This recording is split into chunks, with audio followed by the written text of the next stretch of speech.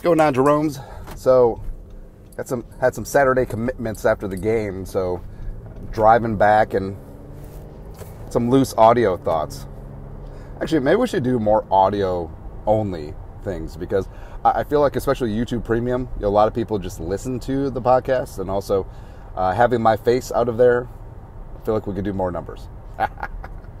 Oh, man. But, so initially after the game, a lot of disappointment, a lot of anger, a lot of coulda, woulda, shoulda, a lot of finger pointing going on, and it's tough because the NFL is a results business, and you got to have wins, and I fully understand that they have the excuse baked in. Well, Kirk Cousins got hurt, right? So it's okay. I mean, they just tried their best and everything else, blah, blah, blah, right? But also with the Bengals, I mean, Joe Burrow got hurt. And stupid Jake Browning. Stupid Jake Browning out here talking all that noise like his arm punts weren't bailed out by Higgins having the catch radius of a condor. That's ridiculous, man. It was like, oh, they shouldn't have cut me. It's like, did he even watch himself at training camp minus the night practice and in preseason 2021? Like, what did he want the Vikings to do? Like, should the Vikings have kept him over Mannion and Mond, even though, frankly, Mannion and Mond played better than him in training camp and preseason? Is that what he wants? It's ridiculous. It's like, I mean, hey, whatever motivates you, bro, and you can have a day, but it's not like the success was all about you. And frankly, the Vikings really shot themselves in the foot. And it's really hard to parse out. So I do like Kevin O'Connell. I think that he's a good coach. You have to give him a ton of credit for the culture that he and Kwesi have built, as well as 13-4, wanting some more, win the division last year. It's fantastic. And also getting Kirk Cousins to play the best ball of his career, it's great. But at a certain point, I don't care who's in at quarterback. The Vikings have to close out some of these games. And last year they did. This year they're not. And this year, it's all in the offense this year. I understand that, hey, well, the defense gave up 24 points in the final two stanzas, including 3 touchdowns in the fourth quarter. Fully understand that. But it's always about what can you do in the moment. So, yeah, the defense gave up points. It happens. The defense should not have to be perfect for the Vikings to win a ball game. And the Vikings, the defense did good to start overtime. Got themselves a sack. Jonathan Bullard put them in great field position, and the offense was rolling and flowing, and then you get to 3rd and 1, right? And the sneak would have gotten through, but the Bengals took a timeout, so then you just run the sneak again with Brandon Powell, the smallest guy on the team, pushing the tush. And then, when that didn't work, you do it again. The same exact play.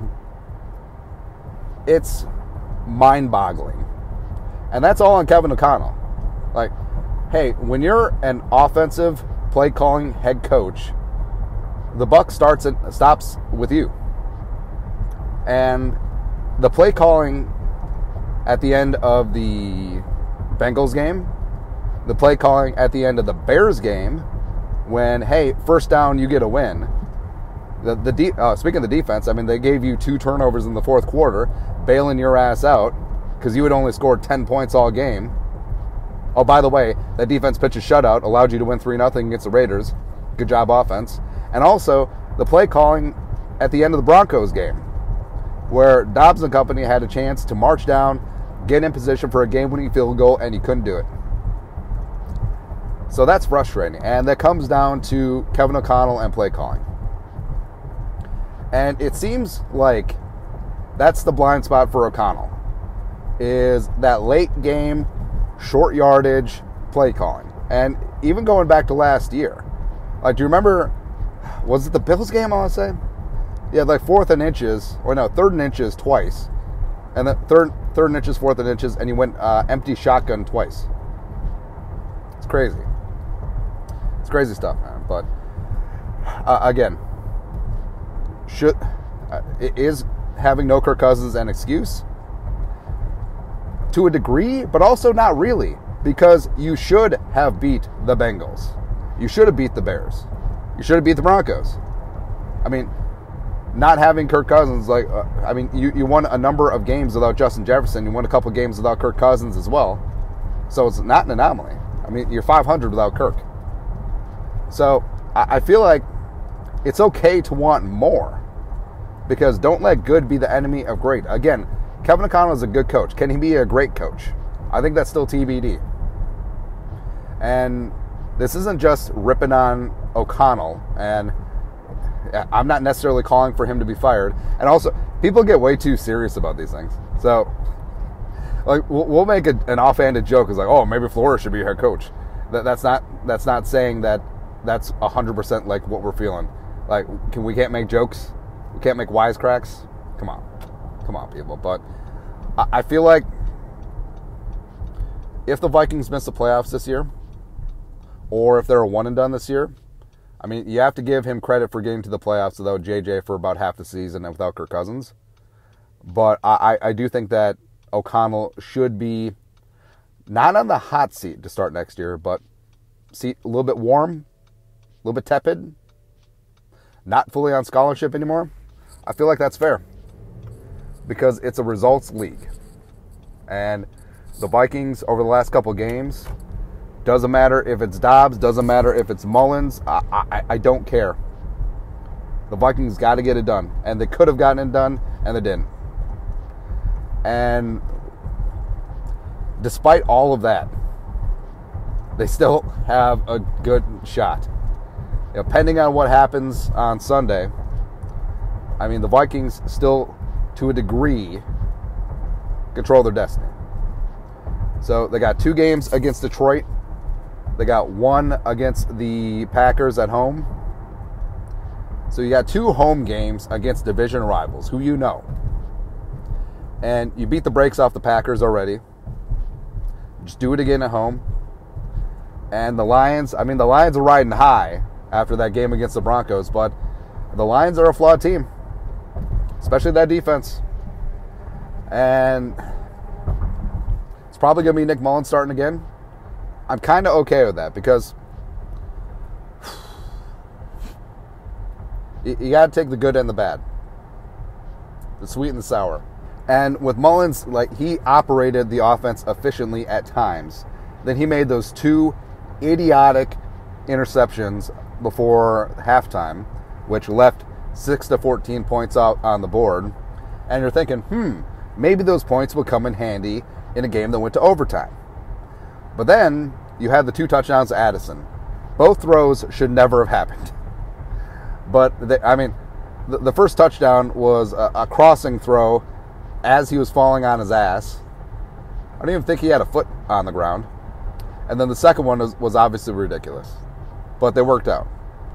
And there's not a perfect solution at quarterback, but Dobbs wasn't it.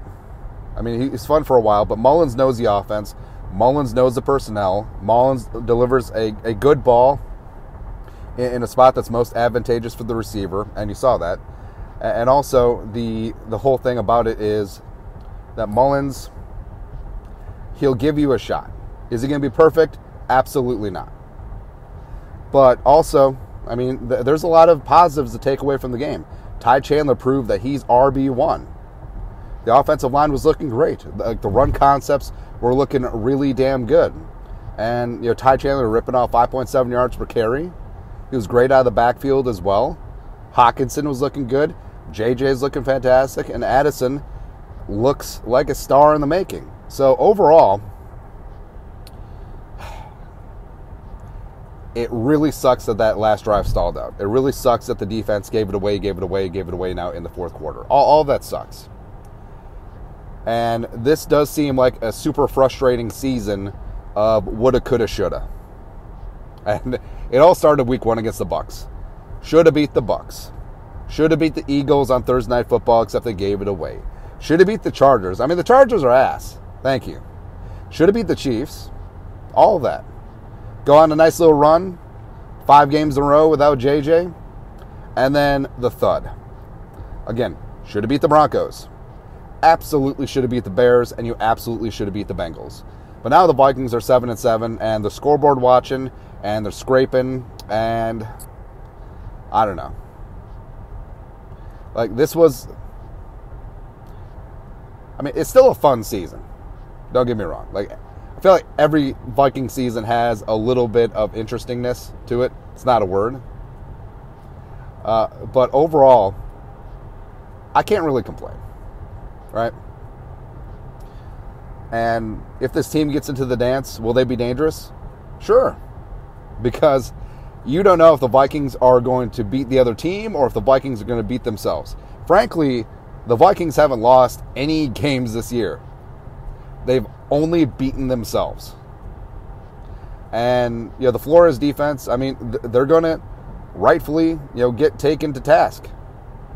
Because they did allow 24 points in the final 2 stanzas. Because they did allow 3 touchdowns in the fourth quarter. Fully understand that. But overall, the defense has been extremely solid. Danielle Hunter is looking like a Defensive Player of the Year candidate. Just set a career high with 15 and a half sacks. And Ivan Pace Jr. is an absolute star, which is something that you do love to see. The secondary, I know that the secondary is going to get cooked for what Higgins did, but overall, they also played a good game. I think that Caleb Evans, if he can stay healthy, I think that he has a chance to be a Pro Bowl type player. And I don't necessarily put that Higgins catch against him. That was relatively good coverage. Higgins is just ridiculous. Like, Higgins may be the most underrated wide receiver 2 in the league right now. Right? And he's always getting traded, it seems like. It's funny, man. But keep your head up. And I know today was extremely frustrating. But tomorrow's a new day. And, the Vikings, they got to find ways to win these close games. I don't care who's at quarterback. Kevin O'Connell needs to find ways to win. Because not having Kirk is not an excuse. Because what if Kirk isn't back next year? What's the excuse then? No. By hook or by crook, who is ever on the field, if you have a chance to win, win. Don't play not to lose. And that's what's frustrating. Anyways, that's it. Raw, real rant, car podcast style. Maybe we should do more of these. You guys are the best. Skol, no production value.